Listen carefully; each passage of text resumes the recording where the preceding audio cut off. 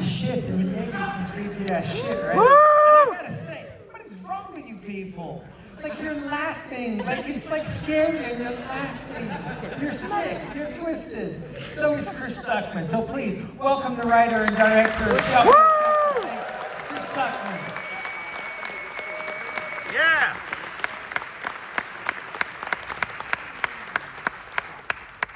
My man, you're a bad man.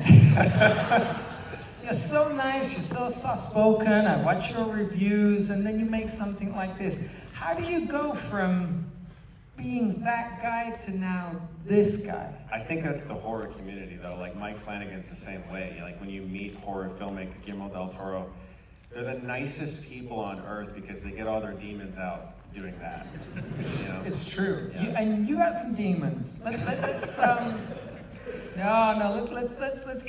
get into the beginning of this, the genesis of this. How did Shelby Oaks materialize? It started as something I was doing with my wife, horror sketches we would do for our Halloween special, you know, Yeah. and we would go and just film really fun stuff together. And this is before we had kids, had a little more freedom to get around, and we drove to Tennessee and we shot this cabin in the woods sketch there. And on the way home, we had a 6-hour drive, and we were so tired of waiting to make movies.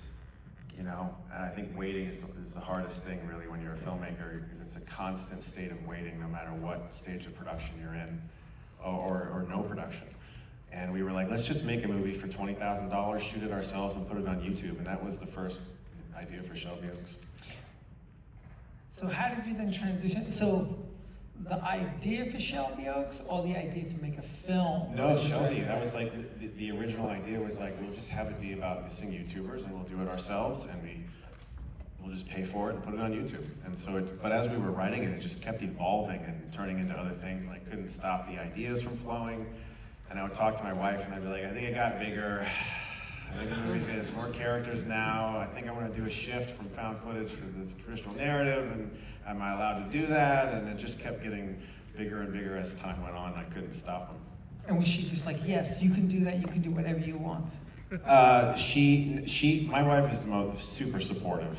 But she's also very smart. Like we went through a lot of the dialogue together. Like, you know, we would say it out loud. We'd put on little mini plays on our back porch. We'd stay up till 4 a.m. figuring out this movie, you know? And, but no, I mean, I had a call with the filmmaker. His name's Josh Lobo. He did this movie called I Trapped the Devil. And I was like, I got this idea that kind of it would shift. Is that a rule that I'm allowed to break? And he was like, what? There are no rules. You just make your movie. It kind of freed up my brain to kind of go into some of those places. As you look at the film now, and you think back to those early conversations, did you ever imagine that it would appear like this? No. Is this what you, okay. Never. Like I said, YouTube, I was like, we're just gonna put it on my channel. I don't even care if I get paid, I don't care. I'm so tired of not making movies, you know? Where did the paranormal paranoids come into this? Because that was the very, very first idea. The idea was like, the movie will take place in 2008. We'll follow some YouTubers, and we'll just have it all be from their POV. And then it eventually shifted to like Mia, the sister, and the backstory, and having that be the impetus for the story. so while you're making shorts and put them out on YouTube, you're also building out the lore and the world of this thing, so Yeah. it's kind of complementing itself. Yeah, I mean, it started like as an ARG technically, because we shot all of the Paranormal Paranoids episodes back in 2020. We were all masking up, and it was just me and the actors, and they're all here, and you know, shooting with a camcorder. Now that we've seen the film, can we have a round of applause for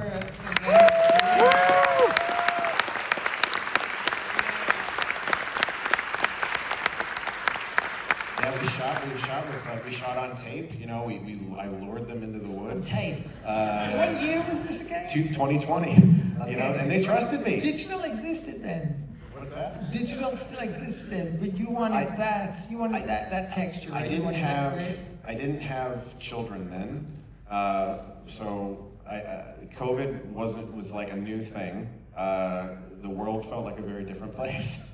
So you shot on tape. Yeah, we shot on tape, mini DV. Like I said, with a camcorder. All of our gear for the YouTube episodes are period accurate. We didn't use any new gear.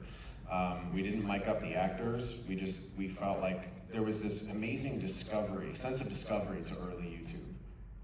And I'm from that era of YouTube, where it just felt like people, they didn't care about money. The word monetization was not something you heard. You didn't hear people, you know, hoping they would get famous or whatever. It was just people discovering that they could put stuff online. And it felt kind of safe and quaint. And I wanted to kind of capture that with those Paranoid episodes, that place where they could just explore whatever they loved. And what about post on that stuff? Did you use period specific? Yes, I did. I edited those on iMovie on my iMac from 2007. I didn't want to be tempted to use any modern editing, you know, techniques or whatever. Not that I'm a great editor, but like Brett Bachman and Patrick Lawrence, our amazing editors, are here. Woo!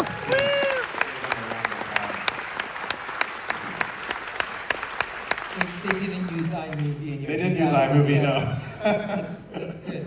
So the transition then, at what point do you go from making these shorts and getting those onto YouTube to then making the transition to Kickstarter and getting the backer support that you found there? So I met up with Aaron B. Kuntz, who's here as well, producer of Paper Street Pictures. I met him at Fantastic Fest in 2019, which is where I first pitched him this idea. And you know, him and I, we talked a lot about the notion of let's just kind of Cloverfield this thing. And I don't know if you guys remember the ARG campaign for Cloverfield. Yeah. When I saw Transformers in 2007, I enjoyed that movie quite a bit. But what I remember the most about seeing that movie, and by the way, these are backers. We have a very long credits roll because we wanted to put everybody in it. We wanted to put everyone in it. But I met Kuntz at Fantastic Fest, and when I saw Transformers, there was this teaser for this movie where a Statue of Liberty head fell out of the fucking sky and landed in New York City, and it cut to black with a date, and that was it. And I was obsessed with whatever that movie was, and I was looking it up online, and when I went home on the IMDb message boards back in the day, there was already all this stuff. There were news reports from Japan about something that fell out of the sky, and it was already there. And that was the initial conversation, was can we just put all of this stuff on YouTube and see if anybody kind of buys it? And I kid you not, some of the first comments we got, because none of our names were attached, I had somebody comment, oh yeah, I remember them. And I was like, no, you fucking don't. I made that up. But it worked, and then there were more people who were like, yeah, I don't know, this vaguely feels familiar to me. And I think it was really just like the vibes of that texture of that time in YouTube where there were a lot of people just making things like that. And the authenticity that you brought to it as well. It all felt lived in. But also YouTube was kind of like a dangerous place. Thinking about the footage or materials that would make their way on there before, because you didn't know if things were real or not. Yeah. And you would find things that would just appear long before, like the Vivos and everyone else kind of like took over. Right. It was kind of Wild West, which was really exciting. Yeah. So from there to Kickstarter. Conversations with our producers, but more specifically our amazing director of photography, Andrew Baird, who is here as well. Woo! Genuine genius and fellow lover of Nacho Libre. Him and I shot listed everything and storyboarded everything, and we had blocking diagrams, and we were so specific. We had a year to prep this movie because of all of our delays, and we kind of just had a conversation, looked at each other, and we were like, we don't have the money to make the movie we want to make. And I kind of went home, and I had never really asked my subscribers for anything. I don't even say like and subscribe. I don't even go that far when I make a video. And it felt uncomfortable for me to ask for support until it was, like I had, again, conversations with Aaron about the notion of inviting people into the process of making the movie and creating a sort of like a mini film school experience for the backers. And that clicked with me. Like, I can provide something for them too. This isn't just about please donate money. And so we had a BTS person, Blair Bathory, who's also here on set with us every day, filming us, interviewing us, and we posted BTS videos while we were shooting to Kickstarter. So people who backed the movie got to see the behind the scenes, you know, every single week. And I've met a lot of backers since doing our backer screenings across the nation, and many people came up to me and were like, we learned more there than we did at film school. Because we're showing, we're lifting the curtain, and it's like, this is how it is to make a movie without a lot of money, and this is how you actually have to do it. Did the response, so you then make that transition, you announce that you're looking for funding, support, you want to bring audiences in. What was that like? Because, as I said at the beginning, this is the largest crowdsourced crowdfunding there's been for a horror movie, period. Not just on Kickstarter, but period. Right. What was that like, seeing this thing explode? And then how did it change the film that you guys were making? Well, first and foremost, I remember the first day where we launched the campaign. I told my wife, I'm like, we're not going to look at the numbers. Let's just go relax. And we went to a pizza parlor, and had this giant ass pizza, and it was delicious. My phone kept going like zzz, notifications. On the table. I had it face down. I was like, I'm not going to look at it. I'm not going to look at it. And I looked at it, and it was Koontz, and he was like, just look at the numbers. And we hit 250,000 in one day, which was our ultimate goal, was 250. And that's where I felt like, okay, I can do it for that. We can find a way. And we ended up making over $1 million, on it.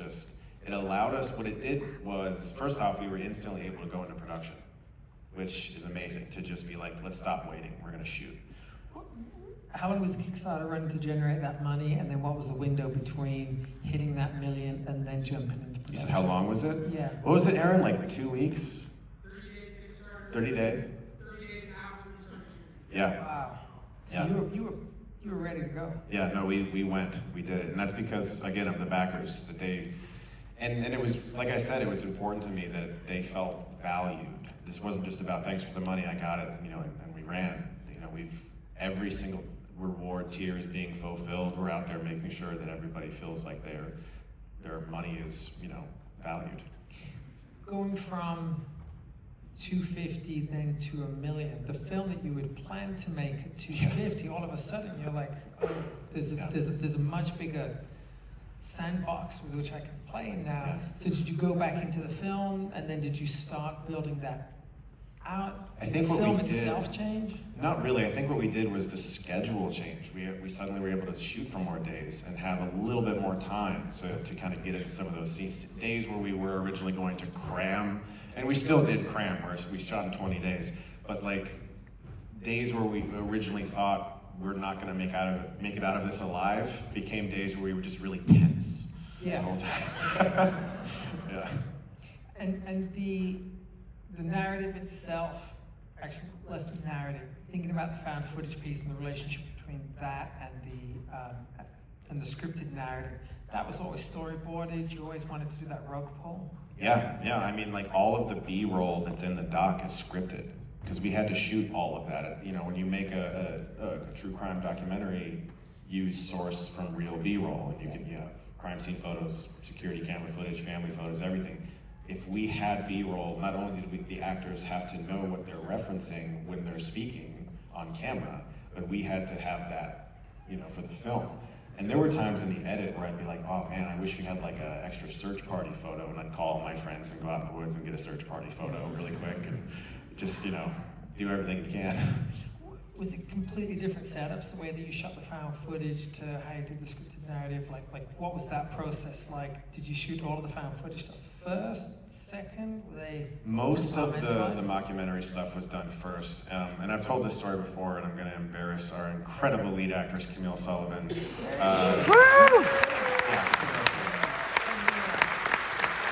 I will work with you on anything you ever want to do. I don't care what it is. If you want to shoot a Tide commercial, Camille, I'll be there. On day one, we had her scheduled to shoot her entire interview for the documentary portion.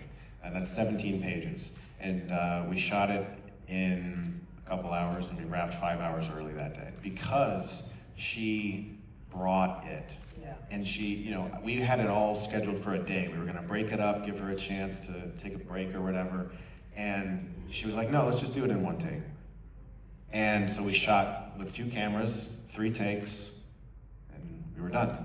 And I watched her face and body go from remembering her sister, Joy, to fear, remembering her night terrors, to talking about her mother and her history and all of this stuff. She would just morph into that, and remembering the B-roll, like, oh, this is when they're gonna show a shot of the Ferris wheel. It was astounding. Absolute pro. At what point in the shoot did that take place? That was day one.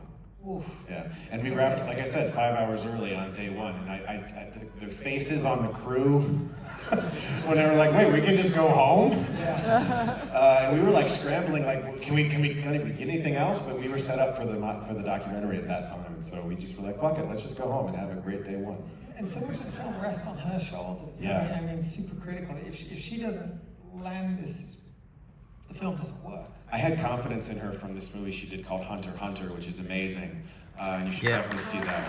But after day one, she was just never something I worried about again. It was like, oh no, Camille's got it. Yeah. Any anxiety of that was just gone.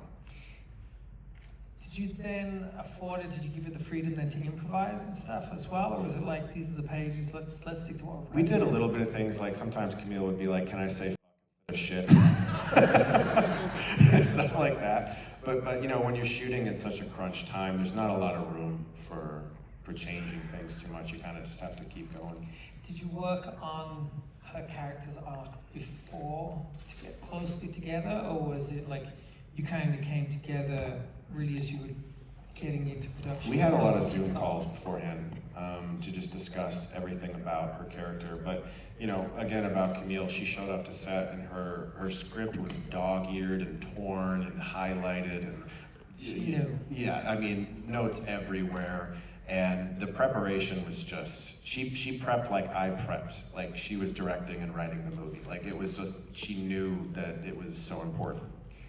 So she came day one, delivered, put the smackdown on you. How did you feel day one? Because this is new, right? This is like I've stepped off. Honestly, it was incredible, man. I felt really comfortable and safe because of our crew, first and foremost, being so amazing on day one. We had a great first AD, Michelle Mietti, who did an incredible schedule that allowed us to shoot this movie in a very tight time frame that made sense. And she was smart with the way she scheduled our first few shots, because all of our first few shots are just like exteriors of buildings that we did. So it was like, get the crew moving and everything, you know, get everybody familiar with each other. What was the best, the first day on set or the last day on set? I mean, the last day was sad because I really loved all the people I was working with, and I was like, we made like a little mini family on this, and I felt like, oh, I'm not gonna see them for a while, and it just felt bittersweet. So I think the first day, even though I was so nervous to get going, I think the first day was better than the last day, but the last day was also really great. Yeah, well, everyone came back. You're all reunited here. Yeah. So much of the film, the practical effects of it, you wanted to stay within the practical, you didn't want to do CG, or at least limit that. Were you concerned about that going in? Like, what was that process? Yeah, I mean, for the shot when Wilson, you know, blows his brains out, we had time for 2 takes, and there's no CG in that shot. It's all, you know, we had a whole thing set up with the back of his head, and we also knew it would be in slow motion, and so if there is a problem, you'll definitely see it. But we did it in 2 takes, and the cleanup of that was a nightmare too, just because it gets everywhere, and but we got it. So you're an expert in exploding head cleanup. That's what you're saying. It's something I've learned on this. You would have to. And then also, not just the practical that you used in the film, but also like practical locations. Yeah. You were able to liberate there, like the fairground and stuff like that. Happy accidents, or these were places that you've been scouting for months and years? No, or did you find them during the paranoids? No, I knew of them. So like, for instance, the Shawshank prison, I shot a review for Shawshank Redemption there, and I became friends with the person who runs the tours, maintained a friendship with him, and reached out to him and was like, I would really like to shoot there, is that possible? And they're like, yeah, we shoot stuff here. And I was like, we don't have any money. They're like, yeah, come on. Because I maintained a friendship with him and we were close, and he knew I was from Ohio, and we paid him a little bit, but it was nothing like what they're normally paid, I'm sure, to shoot there. For the fairgrounds, yeah, that's a real abandoned amusement park that my mom really did go to when she was a kid. It's called Chippewa Lake in Ohio. And wow. Are you 79 years old? That's awesome. No, when I was a kid, she took me there when it was still closed, and she showed me the roller coaster, rusted and covered in vines, and it always stayed in my mind. And I did a thing that has paid off, but was a big risk, in that I wrote the script around these locations, knowing that if I could get into these locations, it would make the film look more expensive than it was. The problem is that you have to get in. You have to make sure you can get in. And so that was a whole thing with the Medina County who owns that place, but we did get in. So yeah, no, I scouted and found all those locations just driving around Ohio looking for abandoned shit, and Ohio has a lot of that. And I guess that's part of the fun of this as well, as a filmmaker, because you're so deeply embedded in all of it, right? Yeah. Yeah, even that football stadium you see briefly was an actual half demolished football stadium. The only CG in that shot is the word Shelby. And the car graveyard that's in the film was behind someone's used car repair shop, and I literally walked up to him and was like, "Can I fly my drone through there?" And, sure. Cool. Thanks, man. It's gonna be in a movie one day, but did he believe you? Did he think it was really going to be in a movie? I think he thought that I was crazy. He was right. Yeah, he's right. He's right. But all that was just driving around Ohio trying to find stuff to create an abandoned ghost town. That sort of wide aerial shot of that 3-block radius of houses is, again, no CG. That's a abandoned block of houses in Cleveland that they let us shoot there. This is the stuff you're going to be telling this story, obviously not just in this room, but as you roll this film out, because this is the stuff that is, I think, the most inspiration behind all of this, right? It speaks to a school of filmmaking at any cost, right? That you're just going to go out there, you're going to do it, you're going to find these places, and you've created something that you created it yourself, without a giant system, without a studio behind you. Sure, you had support, but you made this thing work in a way that other people wouldn't even think to. And that is a true inspiration, I think, for filmmakers everywhere. You want to take a couple cues? Thank you, man. I appreciate that. Yeah. Do we have any questions in the audience for Chris? Yeah, right here, hand up. Person with the phone over their face. Hi. Get my good side, please. Let me zoom in a bit. But Chris, you said you've been working on this for a while, and the script evolved over time, changing from found footage to sort of a combination of the two of them.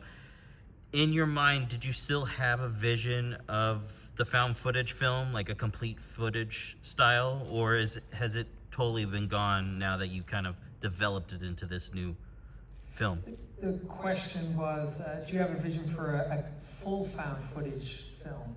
Did this originally intend to start out as exclusively found footage? Before ever writing it, that was the first thought. But once I started writing it, it did change into how it is, and it stayed the way it is pretty much the whole way. What I will say though, man, is I do have a vision for a prequel and a sequel. Yep. Christian Parks.